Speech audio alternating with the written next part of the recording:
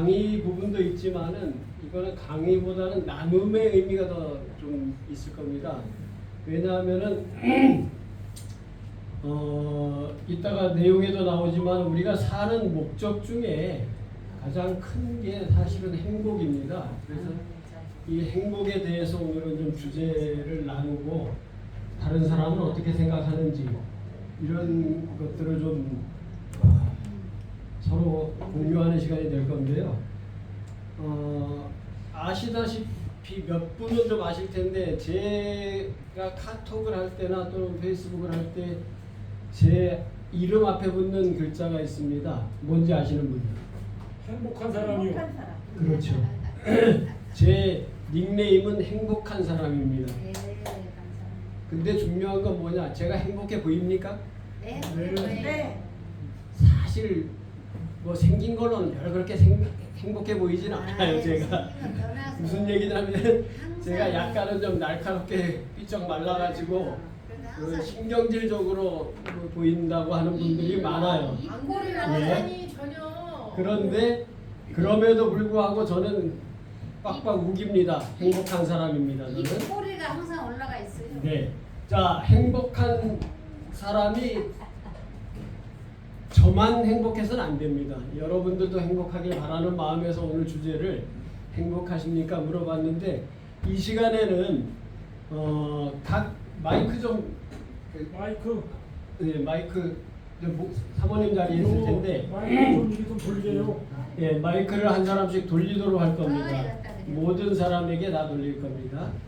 이거는 이제 일종의 설문조사의 성격이 더 강합니다. 그래서 이 시간에는 구체적으로 우리 이제 원종호 선생님부터 먼저 해볼까요? 자리를 거기 자, 예, 거기 앉은 게 죄입니다. 지금 이 시간에는 이 질문을 할 겁니다. 나는 지금 행복합니다. OX예요. 행복하십니까? 네, 행복합니다. 그러시죠. 왜? 왜? 예. 뭐 여러 가지가 있는데 네. 이제 사람은 행복의 척도를 대부분 돈위로 봐요, 돈위로. 저도 역시 돈위로 봤는데 네.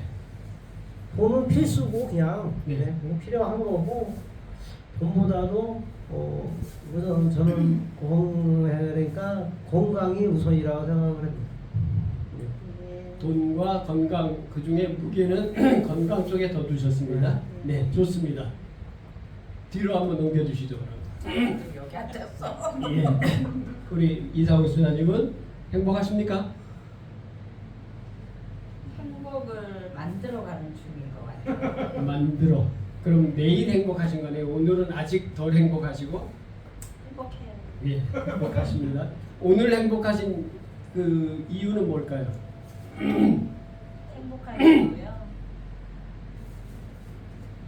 구체적으로 생각은 안 해봤지만 어제보다 오늘이 마음이 편안해지는 것 같아서. 그렇죠. 맞습니다. 예, 그게 정답일 수 있습니다. 네. 그다음 우리 우성훈 집사님 나는 지금 행복합니다. 행복합니다. 오. 예. 왜냐하면 왜냐하면 머리 스트레스가 없고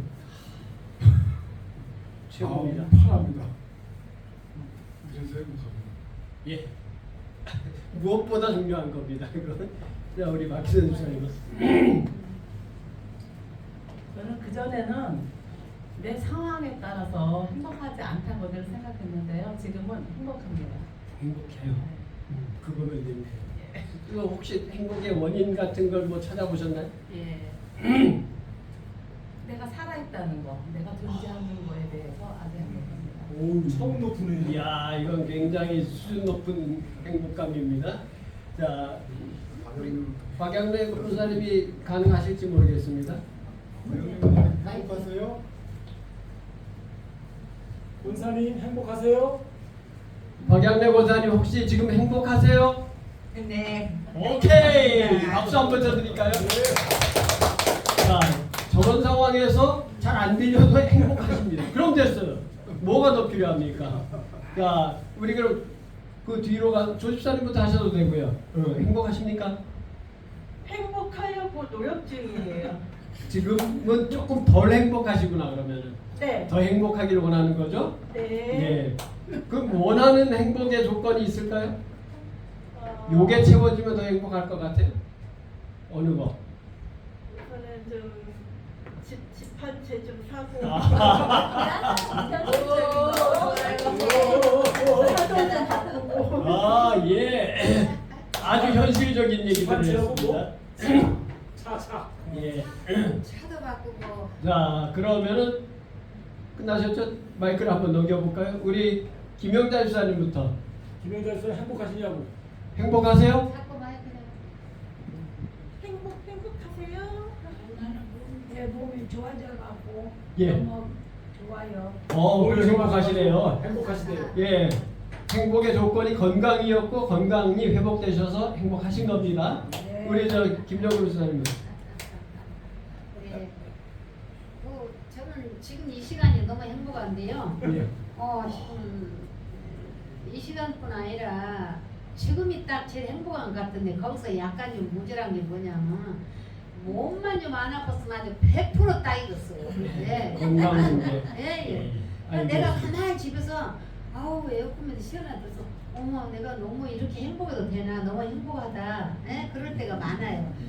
몸이 아픈 거 아니면 너무 100% 행복했어요. 오케이. 네. 우리 저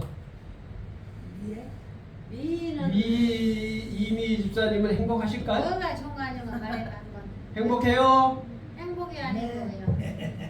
어디? 자, 답변을 거부했습니다. 싫대요. 우리 저 최경미 집사님은 행복하십니까? 예, 뭐 누가 봐도 행복한 사람이에요. 예, 뭐 이유가 필요 없어요. 그냥 자체 행복입니다. 언제고 아주 그냥. 자, 우리 임승호 원사님은 나는 지금 행복합니다라고 물어볼 때는 O가 X잖아요. 예, 저는 솔직히 말씀드려서 개뿔입니다. 뭐가 불만입니까? 자, 왜냐하면 예, 이 행복이라는 건 참 멀리 있는 건 아닌데 이게 서로 함께 걸어가고 함께 만들어가는 것이 저는 행복이라고 생각하는데 저는 아직까지 그렇지 못하는 어떤 실용적인 차원에서 저는 이제 얘기를 하는 겁니다. 실용적인 차원에서 지금 여러분들 부부간에 지금 다 계시는데 부부들이 이렇게 나오는 거 오늘 여기서 행복하다고 그래야지 행복 안 된다고 맞아 죽어요. 또 뒷말이 두렵습니다. 근데 저는 그렇지가 않으니까 자유스럽게. 네, 저는 아주 자연스럽게 개뿔이라고 생각합니다. 진짜 옆에 있어도 나는 개뿔이라고 생각하는 사람이에요. 용감하십니다. 아주 용감해요. 네, 우리 강희준 집사님은 행복하십니까? 오늘 묻습니까? 그런 거지. 그 물어 못해, 그죠? 그까짓 거. 집회사는 좀 그렇습니다. 네, 행복하냐고요. 네, 그렇습니다. 무르나 마나란 얘기죠. 예, 우리 저 목사님은 어떠세요? 네, 지금 이 순간이 행복하고요. 네. 저기 콩국수 먹어서 지금 배가 불러서 행복해요. 아, 좋은 답입니다. 일단 배가 불러야 행복합니다. 지금 이제 각자 얘기들을 들어봤는데 뭐 아시겠지만 행복을 위해서 필요한 몇 가지의 조건들이 있었고 그 조건들이 충족되신 분들은 대부분 행복감을 느꼈습니다. 중요한 건 행복은 행복감입니다. 행복하다는 느낌입니다. 예. 그 행복이 따로 딱 정해져 있는 게 아니고 내가 행복하다고 느끼면 그게 행복인 겁니다. 그래서 행복이라는 건 감정 상태를 얘기하는 거기 때문에 다분히 심리적입니다. 사실은 이게 어떤 경제적으로 행복은 이렇다 또는 의학적으로 이렇다 각 분야별로 행복에 대해서 정의를 어마어마하게 하고 있습니다. 사실은. 그런데 가장 중요한 건 그건 객관적인 행복이고 행복은 주관적이라는 게 문제입니다. 그래서 내가 행복하다고 느끼면 되는 건데 행복을 느끼는 그 감정 상태를 얘기하는 겁니다. 이거는 반대로 얘기하면 불행이라는 것도 똑같다는 얘기입니다. 불행도 내가 불행하다고 느끼는 겁니다. 상황이 불행한 게 아니고 불행하다고 느끼는 겁니다. 이건 뭐랑 똑같으냐 하면은 제가 지나가다가 돌부리에 걸려서 자빠졌다고 칩시다. 자빠져서 코가 깨졌어요. 아프잖아요. 아픈 사람은 누구겠어요? 저예요. 그리고 언제 아픈 거예요? 넘어진 그 순간 아픈 거예요. 옆에 있는 사람은 절대 안 아픕니다. 아프다고 쯧쯧쯧 혀를 찰 수는 있어요. 꽤 아프겠다 라고 생각은 할 수 있어요. 그런데 아프진 않아요. 자, 그 아픔은 또 문제가 뭐냐? 좀 있으면 없어져요. 그 순간에는 아팠는데 점점점 줄어들어요. 넘어진 그 순간이 100이라면은 시간이 지나면서 90, 80, 70으로 줄어들어요. 그래서 아픔이 점점 약해져요. 이걸 이제 적응이라고 얘기하고 일종의 어떻게 보면은 약간 이 감정이라는 가변적이라는 걸 얘기를 하죠. 근데 아픔이 80, 70, 60으로 계속 줄어야 되는데 한 60에서 계속 멈춰 있다. 이러면 어떻게 해야 돼요? 이러면 병원을 가면 돼요. 약국을 가든가 가서 뭘 먹어요? 치료제. 치료제가 아니라 진통제. 진통제를 먹으면 돼요. 자, 걸려서 넘어지면서 무릎이 까지고 발가락이 다쳤어요. 그런데 우리는 뭘 먹어요? 치료제를 먹는 게 아니고 진통제를 먹어요. 자, 진통제는 어디에 작용하는 거예요? 아픈 데가 있죠. 아픈 데 작용하지 않아요. 그거 착각이에요. 신경. 아프다고 생각하는 뇌를 망가뜨리는 거예요. 뇌를 마비시키는 거예요. 아프다는 생각은 뇌에서 했어요. 분명히 얘가 아픈 게 아니고 얘가 아프다고 내가 느꼈을 뿐이에요. 느낀 뇌를 진통제로 마비시켜 버리는 거예요. 이게 이제 진통제의 효과인데, 완전 연구관이네. 예, 생각해 보세요. 실제 아픈 것과 아프다고 느끼는 게 다른 거예요, 사실은. 뇌에서 느끼는 예, 뇌에서 느낀 거지 얘가 아픈 건 아니었어요. 그래서 이 마비를 시켜버리면 아프다는 감각은 없어져요. 진통제를 먹으면. 그러겠네요. 예. 근데 이게 웃기는 게요. 이 아프다는 감각하고 슬프다는 감각이 같은 곳에서 느껴진대요. 슬픈 감정. 예를 들어서 내가 누구랑 사귀다가 채였어. 어디가 아파요? 마음이 아프잖아요. 예. 버림받았어. 마음이 아프잖아요. 누구한테 욕을 먹었어. 어디가 아파요? 마음이 아파요. 그런데 이것도 아까 발가락 깨질 때 아픈 것과 같은 곳에서 느낀다는 거예요. 그러면 어때요? 내가 누구한테 채여서 죽을 것 같이 힘들 때 진통제를 먹으면 낫는다는 거예요. 웃기는 얘기죠? 진통제를 먹으면 죽을 것 같은 마음이 많이 완화된대요. 실제로 이거 실험을 해본 결과예요. 의사들이. 뇌에서 안 아프고. 왜냐? 실제 헤어져서 아픈 것은 마음이거든. 마음을 약으로 치료할 수 있다는 거예요. 그런데 이 약의 특징은 뭐예요? 영구적이질 않아요. 왜? 약 성분이 떨어지면은 감소돼요. 또 한 가지는 우리 몸이 내성이 생겨요. 자꾸 약을 먹게 되면은 진통제 같은 것도 계속 먹으면 내성이 생겨서 안 처음에 한 알 먹으면 안 아프던 게 두 알 먹어야 되고 세 알 먹어야 돼요. 우리 저 인고사님 그런 경험 있으시죠? 많죠. 예, 예, 왜냐하면 특히 이 육체적으로 어떤 그 사고를 당하신 분들이 그걸 다 경험을 해본다는 거예요. 처음에는 주사 한 방이면은 안 아픈 줄 알고 있는데 그 다음엔 주사가 2방 되고 3방 돼야 돼요. 점점 양이 늘어나요. 왜? 몸에서 내성이 생겼기 때문에. 이게 행복도 똑같아요. 행복도. 내가 여태까지 행복하다고 느끼는 건 지금 이 순간인 거예요. 아까 우리 김병사님 얘기하신 게 딱 정답이에요. 지금 행복한 거예요. 어제 행복했던 건 의미 없어요. 지금. 특히 또 우리 한국 사람들 잘하는 거 있어요. 내일 행복할 거예요. 오늘은 참아.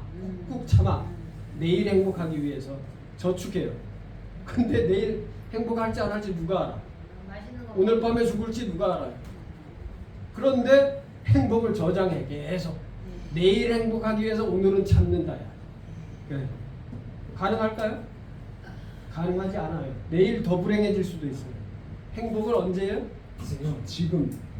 Here and now. 지금 여기서. 지금 느끼는 게 행복이에요. 내일 행복은 행복 아니에요.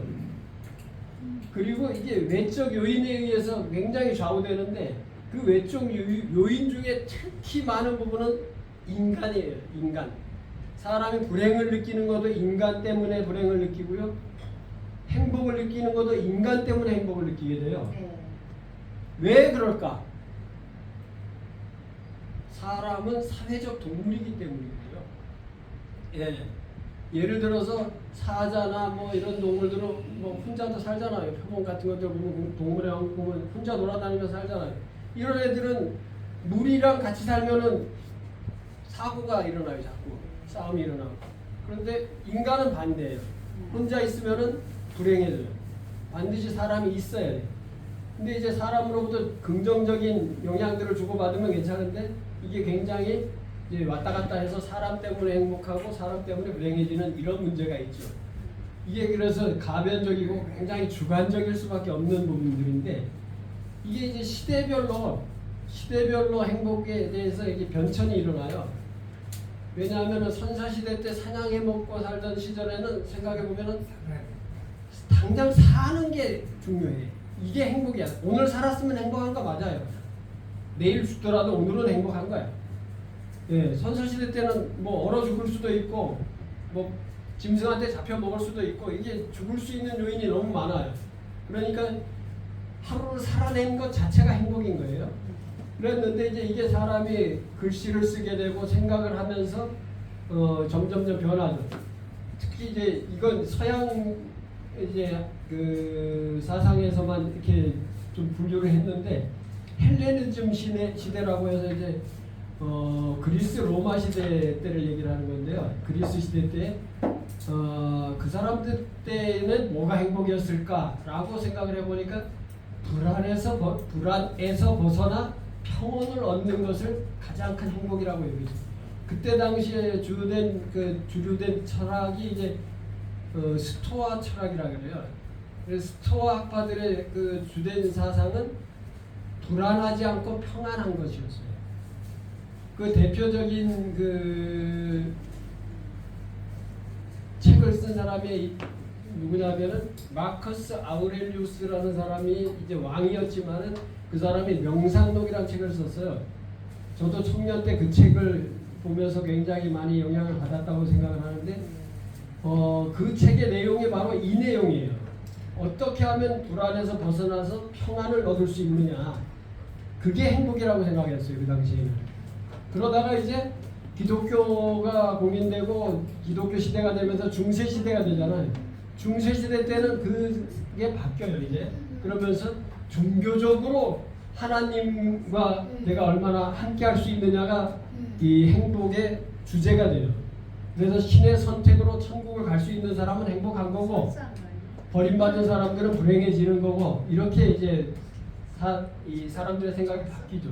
그러다 근대로 오면서는 자유, 평등, 기본권 이게 이제 시민들의 파워가 커지면서 개인들에게 이게 넘어가죠. 그 전까지 종교 집단일 때는 이게 집단적인 행복의 개념이었어요. 그러다가 근대 사회로 넘어오면서는 이제 개인으로 이렇게 살살 바뀌죠. 그러다 식민지 시대 때는 이제 다른 거 다 필요 없어요. 대한 독립 만세. 우리나라가 독립을 할 수 있으면 행복한 거고 이건 우리나라만 그런 게 아니고 수많은 아프리카 국가들이 그랬고 그 당시에는 뭐 생존의 문제를 떠나서 이 나라가 있냐 없냐의 문제였기 때문에 그랬어요. 그러다가 현대에 와서는 이제 이게 많이 바뀌죠. 어떻게 바뀌냐면은 나라가 어찌됐든 사회가 어찌됐든 나만 행복하면 된다라는 쪽으로 많이 바뀌어요. 이걸 이제 요즘 MZ 세대들의 주된 그 방식이라 그래요. 뭐 세상이 쪼개져도 나만 행복하면 된다는 거예요. 근데 이게 이제 오래전에 그 메슬로우라는 사람이 이런 얘기를 하기는 했어요. 사람은 제일 먼저 생리적인 욕구가 충족돼야 된다. 사는 문제 이런 문제가 또는 뭐 생리적인 욕구라는 게 이제 이 성적인 문제 뭐 이런 기초적인 것들이 해결돼야 되고 그게 해결되면 안전의 욕구로 그 다음에 이제 집단의 욕구로 그 다음에 자기 명예에 대한 욕구로 그거에 넘어가면 이제 자아실현의 욕구라고 하는 이런 좀 어려운 얘기를 했어요. 근데 이건 중요한 건 아니고 행복에 대해서 좀 체계적으로 생각했던 사람이 있어요. 누굴까요? 아리스토텔레스라는 사람이 그 전에 이제 스토아 철학에서도 행복에 대한 생각을 많이 했지만 이걸 학문적으로 얘기한 사람이에요. 이제 아리스토텔레스는 그 니코마코스 윤리학이라는 데서 주로 다룬 내용이에요. 이제 행복이. 그래서 사람은 행복하기 위해서 산다. 이런 얘기를 한 거예요. 그래서 행복이란 순간적인 쾌락이나 물질적 소유를 통해서가 아니라 평생의 덕을 세우면서 활동을 하면서 성취된다 이런 얘기를 했는데 근데 우리가 한 가지 좀 착각을 하면 안 되는 게 있어요. 이게 답은 아니에요.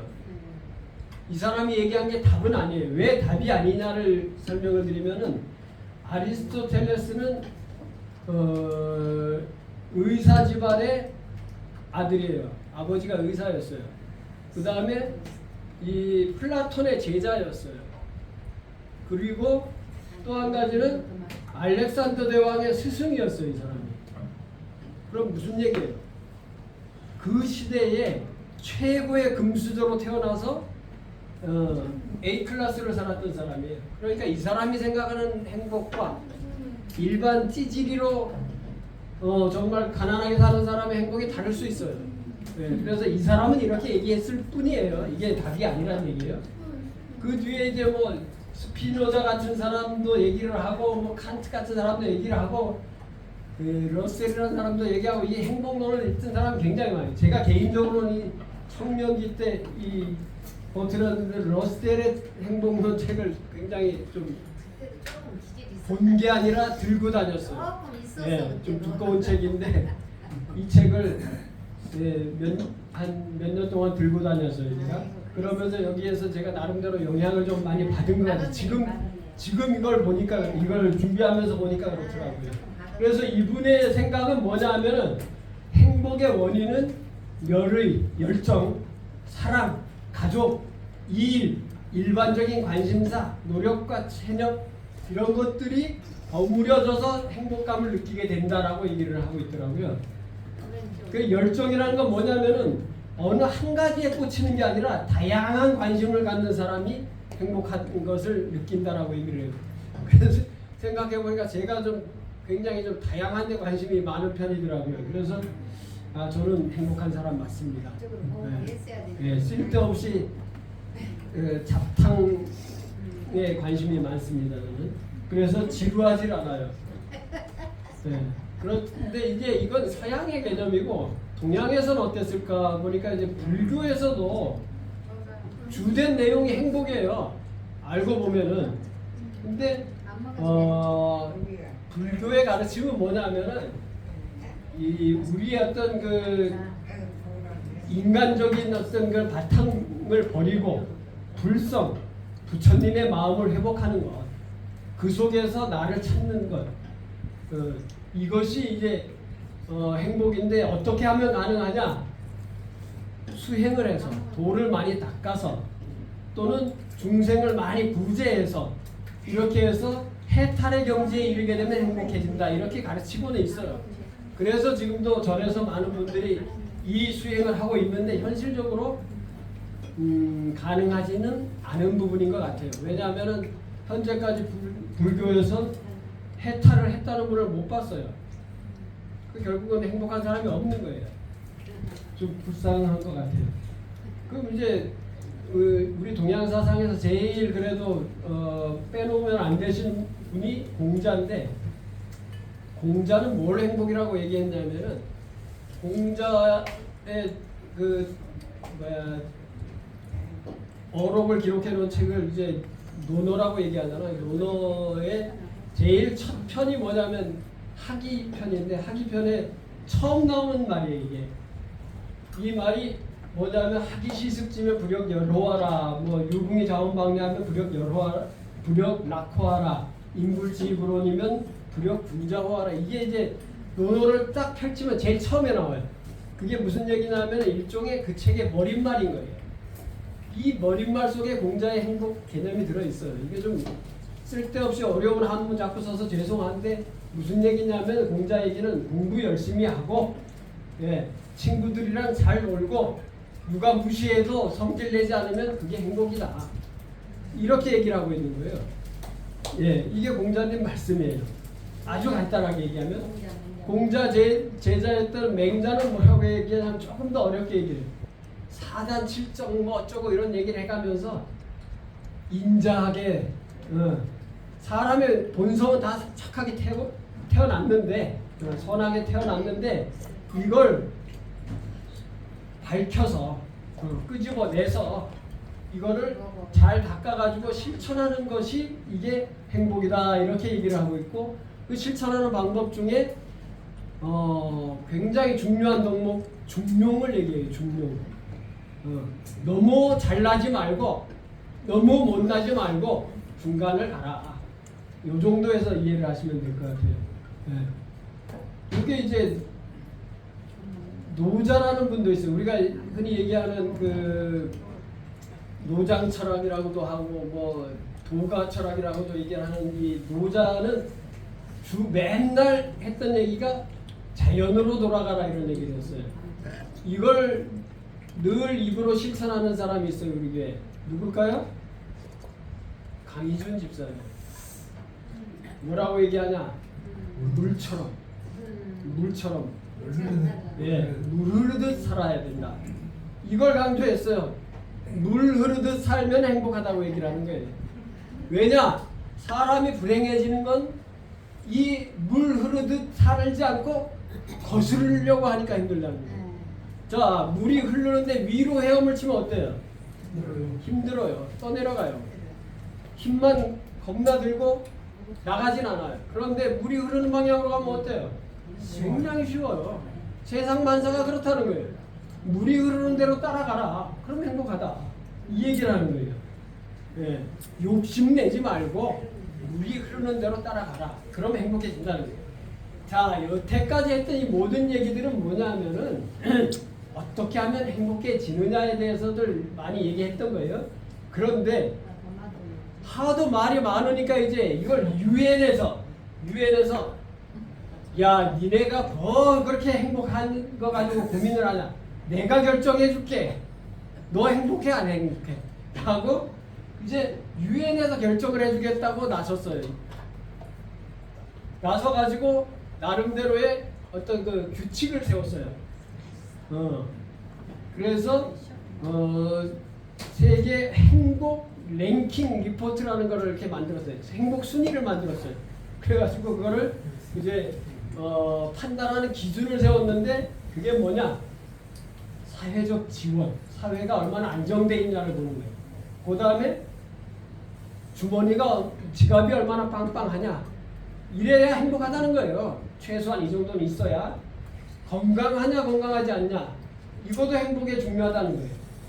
그 다음에 자유스럽냐 속박당하고 사냐, 이런 부분이 행복에 중요하다는 거예요. 그 다음에 남들한테 베풀고 사냐 맨날 얻어먹고 사냐, 이것도 행복에서 중요하다는 거예요. 그 다음에 사회가 얼마나 깨끗하냐, 공무원들이 정직하고 청렴하냐, 이런 것들에 대해서 6가지의 어떤 기준을 정해놓고 이걸 점수화했어요. 이걸 가지고 이제 전 세계를 구분을 했어요. 그랬더니 순위가 나왔어요. 뭐 100몇십, 전 세계가 160 몇 개국이잖아요.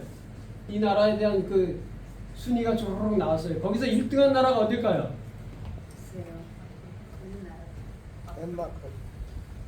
덴마크. 상당히 높습니다. 근데 정확하게는 이 유엔에서 판단한 2003년도, 2023년도에 판단한 그 랭킹은 잘 안 보이죠? 핀란드예요. 핀란드. 네, 핀란드가 1등을 했어요. 그 다음에 덴마크예요. 네. 그 다음 3위가 아이슬란드. 이런 식으로 지금 순위가 정해지고 물론 이게 정답은 아니에요. 아까 얘기했던 그 6가지의 기준을 가지고 어느 나라가 제일 그 행복하게 한 나라냐 이렇게 판단을 해본 거예요. 근데 사실은 몇 년 전에 전 세계에서 가장 행복한 나라는 어딜까요? 라고 물어봤을 때 부탄이라는 나라가 1등한 적이 있어요. 부탄. 저쪽 저 파키스탄 옆에 어디 조그만 베이지도 않는 나라인데 거기가 1등한 나라가 있어요. 왜 1등 했는지 아시는 분? 부탄가스 때문에. 자, 그건 아니고요. 부탄이 1등한 이유가 있어요. 그 기준을 부탄이 만들었기 때문이에요. 그 기준을 부탄이 만들었어요. 자기들이 만들었단 말이에요. 그러니까 자기들이 유리한 걸 점수를 많이 준 거야. 그랬더니 어디가 1등이에요? 부탄이 1등. 자, 얼마 전에 뉴스에 나온 내용이 있어요.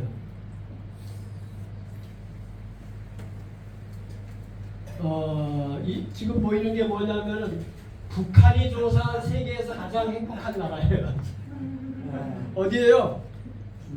중국이 제일 행복하네요. 그 다음에 2위가 북한이에요. 네. 아주 불행한 나라가 미국이에요. 한국은 150 내지니까 거의 뭐 꼴찌에 밥 다가가 먹고 있어요. 살만한 나라들은 다 먹어. 러시아가 왜 안 들어갔지? 별로 사이가 안 좋았던 거죠, 이거 조사할 때.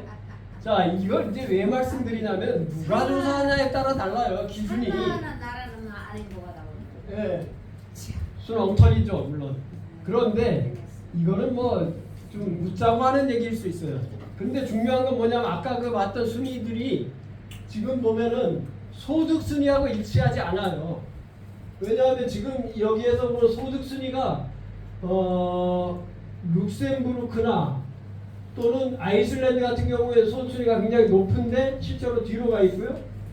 핀란드 같은 경우 소득 순위가 얼마 안 되잖아요. 예. 그런데 저게 이제 뭐라고 보면 되냐면은 중간층, 중산층들의 재산을 보는 거예요. 아주 부자 빼고 아주 가난한 사람 빼고 중산층들이 얼마 정도의 재산을 가지고 소득을 가지고 있는지를 판단을 한 건데 그것과 이 행복감이 일치하지 않아요. 무슨 얘기냐면 우리가 행복을 느끼는 거는 소득이 다가 아니다라는 거예요. 집이 평수가 넓고 차가 뭐 크고 이렇게 해서 재산이 많으면 행복할 것이다 라고 생각을 하지만 실제로는 그게 행복에 크게 좌우되지 않는다는 걸 이 UN 보고서에서도 보여주고 있어요. 근데 권사님은 체험을 타고 더 행복한 것 같은데. 아, 제가 체험을 타보니까 운전하는 순간은 좀 편해졌어요. 행복해졌어요. 뭐 남들은 어떻게 보든지 간에 예. 어찌됐든 모닝 탈 때보다는 조금 내가 볼 때 행복하게 보이는 거예요. 예. 아까 얘기했듯이 행복은 주관적이에요. 남들이 보면 미친놈이든지 말든지 나는 행복하면 돼요. 글로벌 이제 전 세계 행복에 대한 이 지도를 이렇게 보면요,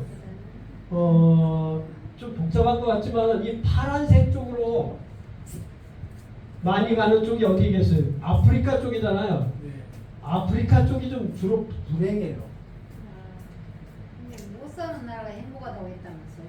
아니 그게 일치하진 않아요. 최소한 먹고는 살아야 돼. 먹고는 살아야 되는데 먹는 것 자체가 아예 힘든 나라들은 불행해요. 분명히. 먹고 사는 문제는 해결된 다음에 얘기해요. 그래서 아프리카 쪽이 불행해요. 그 다음에 중남미 쪽, 미국 그 아메리카 내륙에서 아래쪽이 주로 가난해요. 베네수엘라라든가 뭐 이런 쪽 동네들이 이 동네들이 주로 가난해요. 가난한 쪽이 불행해요, 실제로. 그래서 이게 이제 결국은 유엔에서 조사한 거는 이런 어떤 평균치를 본 거예요. 이게 뭐 중요한 건 아니지만 그리고 아시아 국가에서는 이 순위가 이스라엘, 싱가포르, 타이완, 사우디아라비아, 바레인, 일본, 한국, 중국. 한국이 중국보다는 조금 행복해요. 일본보다는 불행하고요. 이렇게 조사가 됐어요.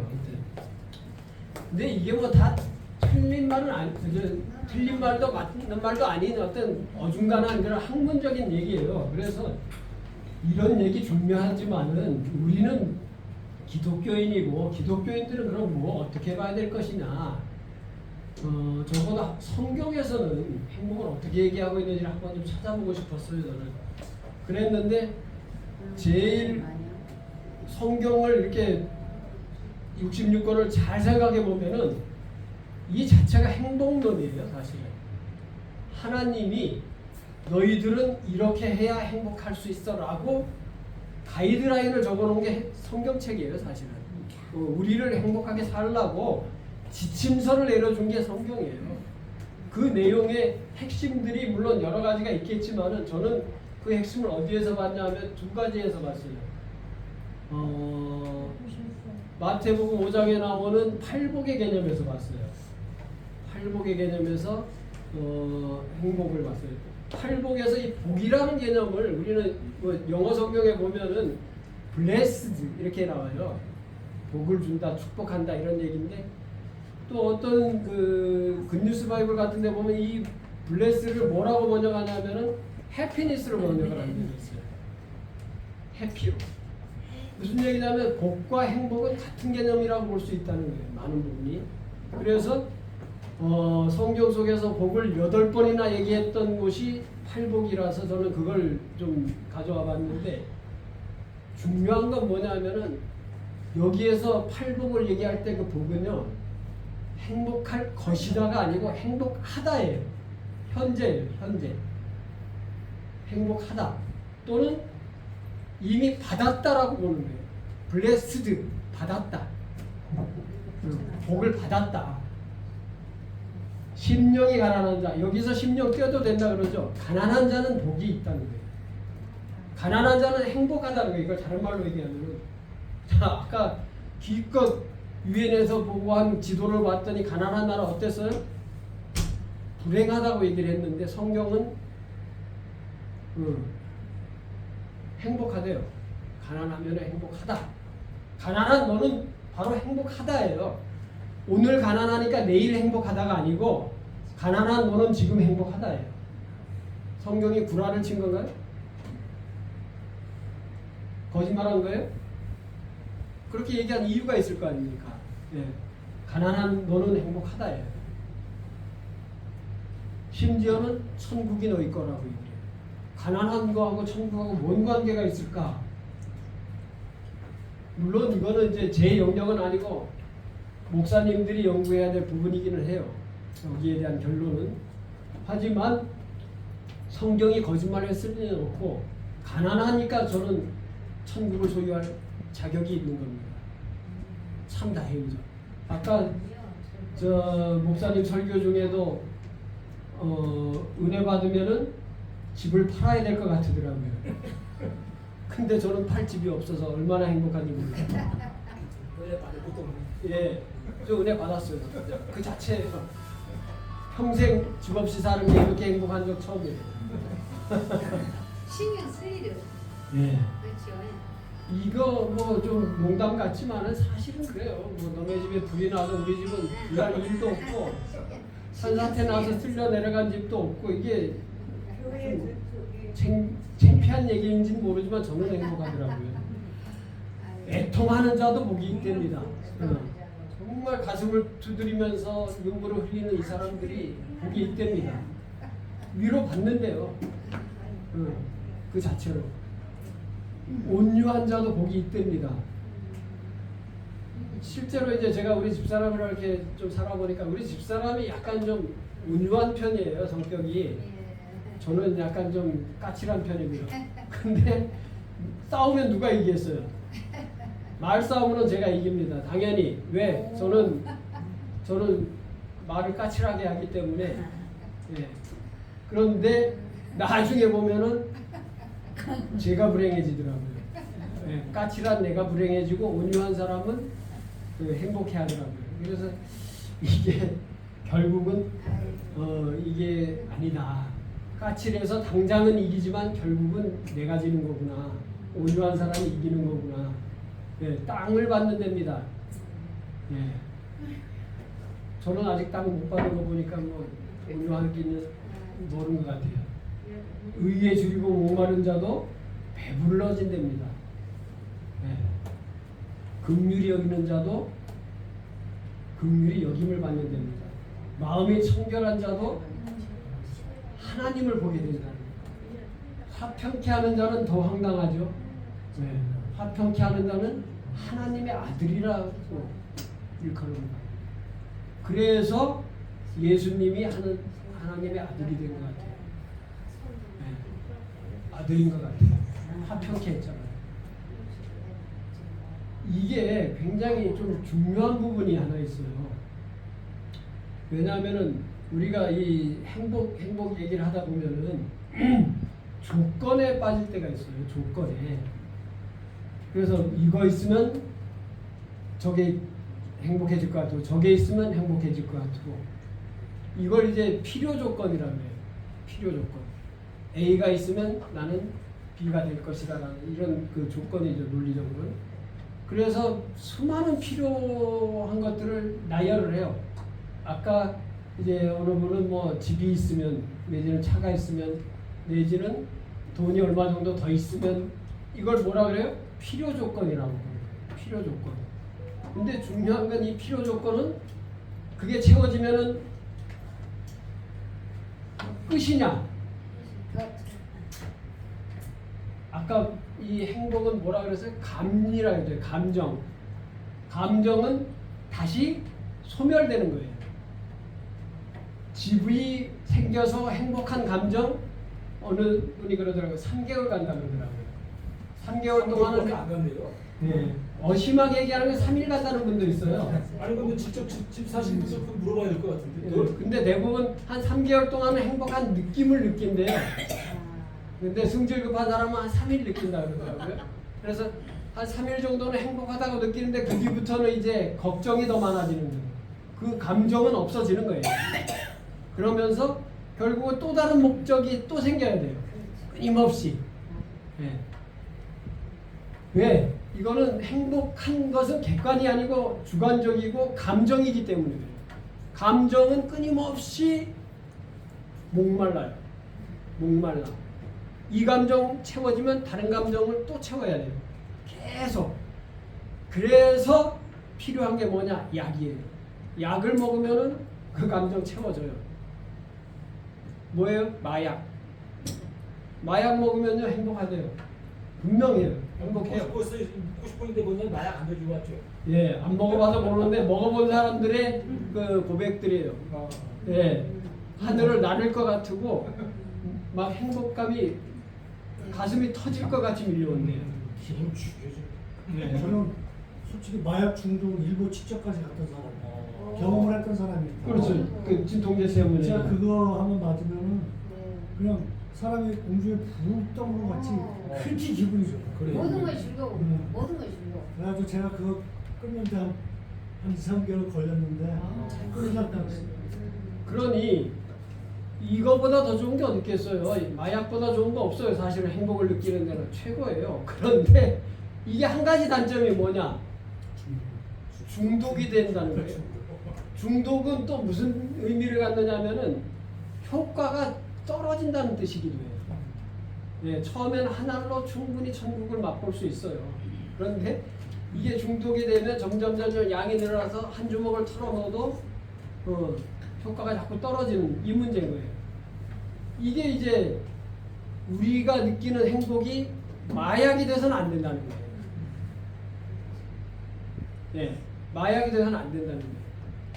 마약처럼 끊임없이 뭔가가 계속 채워져야 된다 그러면 이거는 소금물하고 똑같죠. 네, 당장은 갈증이 해결되는 것 같지만 나를 더 죽이잖아요. 이게 이제 결국은 본질이 아닌 거예요. 행복이라는 게.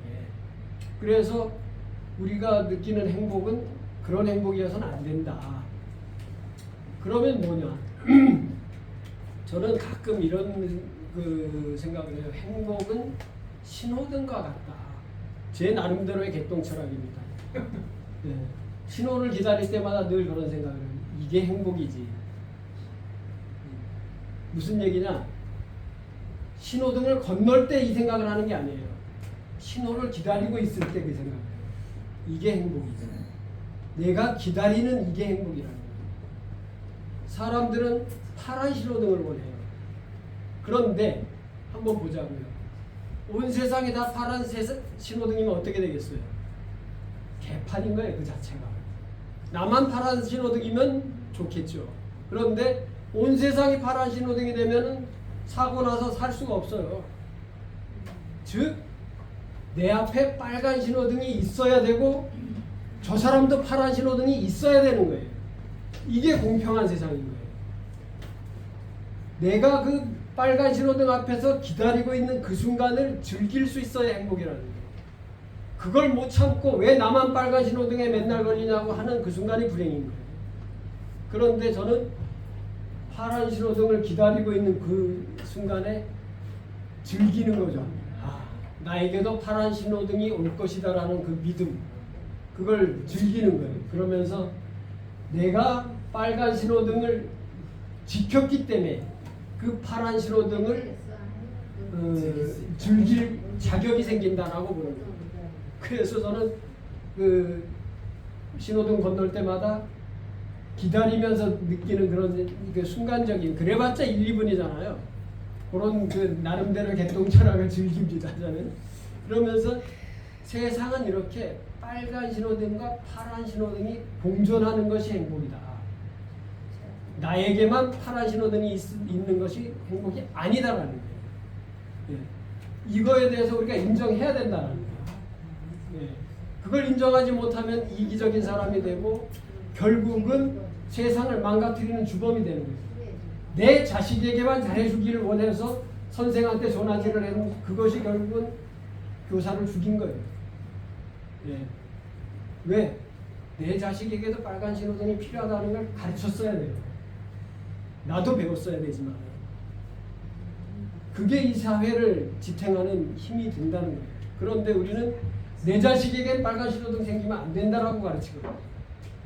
그렇게 남들을 협박해서라도 멱살을 잡아서라도 내 자식에게만 좋은 걸 먹여야 돼요. 그랬어요. 그렇게 살아왔어요. 우리는 그렇게 가르치는 것이 굉장히 잘한 것이라고 그렇게 그게 여경과가 돼가 생각을 했어요. 그런데 그렇게 살아보니 세상은 혼란스러워진 거예요. 네. 결국은 세상은 나만 행복해서 되는 게 아니더라. 함께 행복했을 때 진정한 행복이 오더라. 그 얘기를 하는 거고, 그 내용이 저는 성경 시편 1편이라고 보는 거예요. 복 있는 사람들은, 복 있는 사람은 아까 얘기했던 나만 파란 신호등이길 원하는 그런 사람들의 꾀를 따르지 않는 거예요. 예.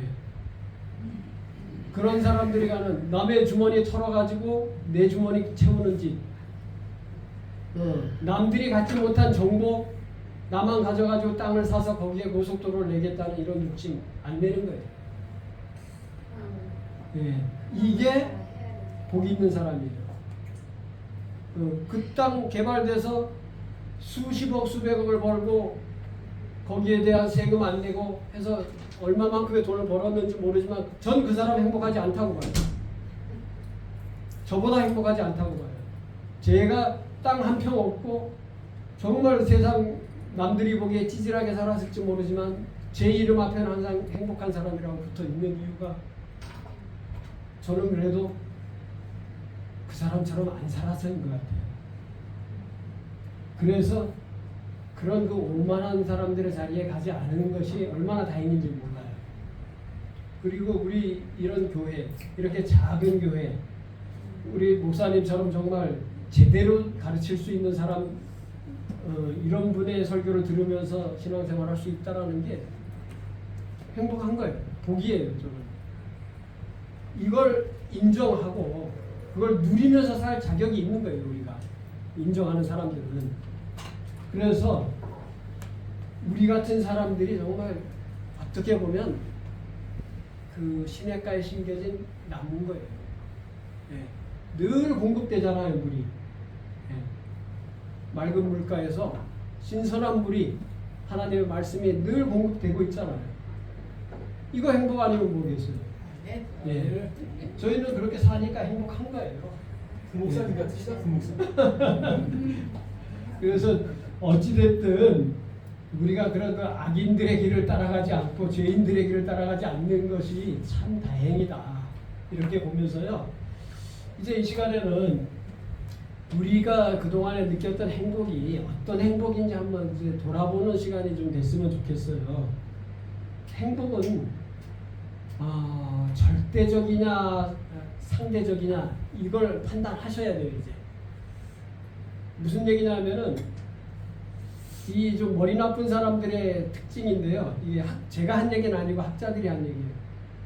어떤 그 그룹들한테 그 숙제를 내줬는데 숙제를 그 여러 그룹을 나눠서 해오게 했어요. 그래가지고 해온 사람한테 칭찬을 해준 거예요. 너 참 잘했다. 아주 잘했다. 이 얘기를 해주고 나서 그 뒷말을 한마디씩 바꿔보는 게 대상자들한테. 네가 참 잘했는데 너보다 쟤가 좀 더 잘했네? 그러면 어떻게 되겠어요? 금방은 행복했는데 쟤가 더 잘했네 얘기를 듣는 순간 아이 기분 나쁘네. 이렇게 느끼는 사람들이 많더라는 거예요. 맞아요. 네. 또 웃기는 얘기가 있어요. 넌 왜 이렇게 못했니? 라고 얘기한 그룹이 있어요. 그러면 의기소침하고 괴로워하죠. 그런데 야, 쟤는 너보다 더 못했어. 그랬더니 희쭉 웃더라는 거예요. 이게 웃을 일입니까? 무슨 얘기냐면 나의 행복이 나로 결정되는 게 아니라 저 사람으로 인해서 결정되는 거예요. 이걸 상대적이라고 얘기하는 거예요. 그런 상대적 행복을 느끼고 있다면 우리가 바꿔야 돼요. 내가 행복했는데 나는 40평에 살아. 저 사람이 60평에 산대네. 갑자기 불행해져. 네. 나 오늘 삼겹살 구워 먹고 왔어. 난 차돌박이 먹고 왔는데 갑자기 불행해져. 이러면 이거 행복 아니에요. 이런 상대적 행복 우리가 이제 좀 버려야 될 때가 왔다는 거죠. 또 한 가지 행복이 나만 행복한가 함께 행복한가를 고민해봐요. 무슨 얘기냐면 내가 행복해지는 순간 저 사람이 불행해지는 경우들이 있어요. 왜? 빵이 큰 덩어리가 하나 있는데 내가 절반을 먹어버리면 나는 행복해. 근데 나머지 절반을 가지고 10사람이 나눠 먹어야 된다면 나머지 9사람이 어떻게 되겠어요? 불행해지는 거예요. 이럴 때 내가 먹은 절반은 행복 아닌 거예요. 그런데 우리는 절반을 먹으려고 하잖아요. 이럴 때 이건 행복 아니라는 거예요. 네. 함께 행복해야 돼요. 예. 그 다음에 행복이 아침에 눈 뜨면 행복할 때, 네. 눈 뜨고 나서 조금 돌아다니다 보면 안 행복하네. 오늘 날씨가 좀 더워서 그런가 영 찜찜하고 괴롭네. 에이 오늘 불행이다. 이렇게 왔다 갔다 하면 이것도 문제라는 거예요. 너무 가변적이면 뭔가 일정하게 나한테 이 행복감이 충족돼야 된다는 거고 이걸 충족하기 위해서 끊임없는 거리를 만들어야 된다는 거예요. 거리.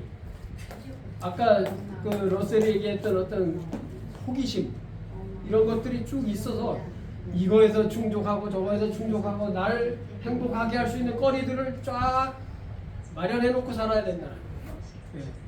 그건 취미생활일 수도 있고 운동일 수도 있고 사람과의 관계일 수도 있고 많이 있어요. 이런 것들은. 그래서 나는 예를 들어서 나는 조집사를 만나면 늘 행복해. 이럴 때 조집사는 내 행복 비타민이에요. 먹어야죠. 있어야 돼 주변에. 강집사 만나면 행복해. 이런 사람들이 있어야 돼요. 이거 행복 요소예요. 네. 제가 어제 우리 집사람 치유하는 데를 좀 내려갔다 왔어요. 네. 왕복 3시간 넘게 걸렸는데 제가 가서 한 얘기가 있어요. 비타민 충전하러 왔어. 아니야 진짜 목사님한테 그렇게 얘기 안 했잖아요 아침에. 네. 아까 매우 좀 쑥스러워서 이런 얘기는 안 했는데 아까는 나한테는 평생 안 왔다 갔다 하는 소리 듣기 싫어서 갔다 그러는데 일종의 립 서비스일 수는 있겠지만은 비타민 충전하러 왔어. 그러고 나서 1시간도 안 있고 대본살이 올라왔어요. 바뀌었다. 1시간도 안 있다 많이 바뀌었어, 올라왔는데 왜 빨리 가냐 그러더라고요. 급속 충전했어. 그리고 빨리 올라왔어요. 공사님 기도 많이 했나 봐. 말이 바뀐 거 보니. 이게 이제 사실은 저도 행복하지만 이런 얘기를 듣는 사람도 충전되잖아요. 예. 제가 누구에겐가의 행복을 주는 대상이 된다는 것도 함께 행복해지거든요. 예. 덜어서 남 좋기 때문에 줄어들지 않더라고요. 이거 좋잖아요. 그거는 줘서 안 그래도 그리고 이제 필요 조건인가 충분 조건인가 아까 얘기했듯이 나한테 내가 생각하고 있는 행복의 조건들이 집 한 채, 자동차, 좋은 옷 물론 이거 있으면 행복한 사람이 있어요. 그런데 이거는 필요한 것이에요. 필요한 것. 그거 있다고 충분해지진 않아요. 그런데 충분 조건도 있어요. 뭘까요? 하나님이에요. 제가 생각해 보니까 하나님은 충분 조건이더라고요. 하나님이 없어서 뭐 이 문제가 아니라 내가 하나님을 버린다고 하나님이 날 버리지 않거든. 충분한 거예요. 저희가 행복해지기에 충분한 조건이더라고요. 하나님. 예, 내가 버린다고 해도 안 될 만큼 충분한 거예요. 이게 충분 조건의 어떻게 보면 최대치인 거예요. 예. 세상의 가치들은 다 변하는데 하나님이 안 변한다고 얘기하시잖아요. 이러면 됐지. 그리고 이제 아까 좋은 얘기들 하셨는데 행복하기 위해서 노력하고 있어요. 너무 멋진 얘기 같아요. 이걸 저는 뭐라고 표현했냐면 진행령이라고. 진행령. 물론 이건 숙제형하고는 달라요. 숙제는 오늘은 안 행복하고 내일 행복할 거예요거든. 예, 그게 아니고 지금도 행복하지만 내일 더 행복할 수 있어. 예, 이렇게 해서 진행돼 가는 거예요. 예, 그런 나름대로 어떤 긍정적인 마인드를 가지고 살아가는 거예요. 예. 이렇게 해서 우리는 행복을 계속 만들어가고 지어가는 거예요. 어느 스님이 그런 얘기를 하더라고요. 행복은 소유하는 것이 아니라 지어가는 것이다. 그런 거잖아요. 지어가는 거예요. 집을 짓듯이 짓는 거다. 농사를 짓듯이 짓는 거예요. 그렇게 만들어가는 거다. 저는 그렇게 생각을 하고 앞으로 이제 이 시간이 끝나면 여러분들은 나에게 행복은 뭐뭐뭐이다라는 이 명제를 하나 꼭 만들고 살면 좋을 것 같아요. 재밌어요. 예, 아까 제가 나에게 행복은 신호등이다 이런 얘기를 했잖아요. 이렇듯이 자기만의 자기만의 행복에 대한 어떤 그 경구를 하나 만들어 놓는 것도 재밌어요. 심심하지 않아요. 이게 뭐가 됐든 상관없어요. 나에게 행복은 꽃이다. 나에게 행복은 신기루다. 뭐 약간 거시기하긴 하지만 자 이렇게 살면서 심심하지 않을 어떤 거리들을 이렇게 만들어 놓고 살면 재밌어요. 그렇게 해서 이 시간 끝나고 가시면서 요 문장을 하나를 가지고 가시는 거예요. 나는 나에게 행복은 뭐뭐뭐이다. 이런 걸 하나 가지고 가시면은 적어도 오늘 이 시간에 대해 시간 투자한 거에 대한 값어치는 있지 않겠나 싶고요. 마지막 한마디 정말 좀 어려운 얘기 하나만 좀 꺼내놓고 마치겠습니다. 이게 무슨 말인지 모르시죠? 네, 카르페 디엠이라는 말인데요. 이게 이제 어디에 나온 말이냐면은 죽은 시인의 사회라는 그 영화에서 로빈 윌리엄스가 선생으로 나와가지고 학생들한테 시를 읽어주면서 요 구절이 나와요. 현재를 뭐 번역하기에 따라 다르긴 한데 현재를 즐겨라라고 이렇게 번역을 주로 해요. 우리는 원래의 뜻은 이제 현재에 충실하라 뭐 이런 뜻이라고는 하는데 현재를 즐겨라 하면 우리는 즐겨라는 말에 대해서 굉장히 부정적으로 생각할 때가 많아요. 특히 한국 사람들이. 그런데요, 즐기지 못하면 행복하지 않아요. 즐겨야 됩니다. 우리 그동안 너무 안 즐기고 살았어요. 즐길 만큼 살아야 됐고 그동안 살아오셨어요. 이제부터는 즐기시라는 거예요. 그렇다고 세상적으로 타락하라는 뜻이 아니라 내 감정을 충실하게 즐기라는 거예요. 행복감을 느끼시라는 거예요. 이래서 우리나라 사람들이 어디 여행을 가도 제일 부지런하고 잠 안 자고 돌아다니고 일을 해도 전 세계에서 제일 열심히 일을 하는데 딱 한 가지 못하는 게 즐길 줄 모른다. 심지어는요, 초등학교에서 딱지치기, 공기놀이, 줄넘기, 줄기라고 이렇게 숙제를 교과목에다 넣어놨더니 그것도 학원 다니면서 배우고 있어요. 뭐예요? 즐기는 게 아니고 공부고 일인 거예요. 우리한테는. 네. 딱지치기가 왜 일이어야 되냐고. 그 자체로 즐겨야지. 즐기라고 주는 것까지 못 즐기는 이 강박이에요, 우리가. 이거 버리자는 거예요. 이제는 철저하게 나를 즐길 수 있도록 풀어줘야 돼요.